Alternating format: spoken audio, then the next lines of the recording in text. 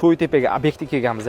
Bu ko'rib turgan hamma domalarga bizani Weber travertillari, ustiga esa dizayner ishi bo'yicha oranjeviy bilan 545 emulsiyalarimiz, tayyor rangli emulsiyalarimizni berganmiz. Hozir ko'rib turganingizdek hamma domlar, xudo xohlasa uzoqdan ham ko'rinishi chiroyli turibdi. Sochli ranglardan foydalanilgan. Havo salqin bo'lgan bilan hech qanaqa muammosiz foydalanishyapti. Usta akalarimiz o'zlaridan ham so'radik hozir. Xudo xohlasa o'zingizlar bemalol foydalanishingiz mumkin. Xudo xohlasa sifatiga garantiya beramiz albatta. Hozir mana usta akamizdan o'zlaridan so'raymiz, mahsulot haqida fikrlarini bilamiz.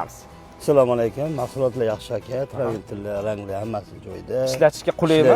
Muammolar bo'lmayapti? Muammo yo'q, yaxshi, hammasi zo'r. Men hozir havo salqin bo'lsa ham bemalol ishlatishyapti. Hech qanaqa muammosiz. Bemalol o'zingizlar ham foydalansanglar bo'ladi, ishlasanglar bo'ladi. Baraka toping, rahmat aka, ishingizga rivoj. Mana o'zingizlar ko'rib turibsizlar, bu mana yengga qurilayotgan tarafi. Ustiga birinchi etapiga oq travertin surilyapti 002 kodli. Ustidan buni bo'lgandan keyin 2 sloy bo'lgan, oppoqqina bo'lgandan keyin o'sha o'ziga dizayner ishi bo'yicha yoki apelsin yoki boshqa rangli bemalol ishlatish mumkin. Bu yerda mana o'zingizlar ko'rib turganingizdek hammasi ideal darajada bor, xudo xohlasa.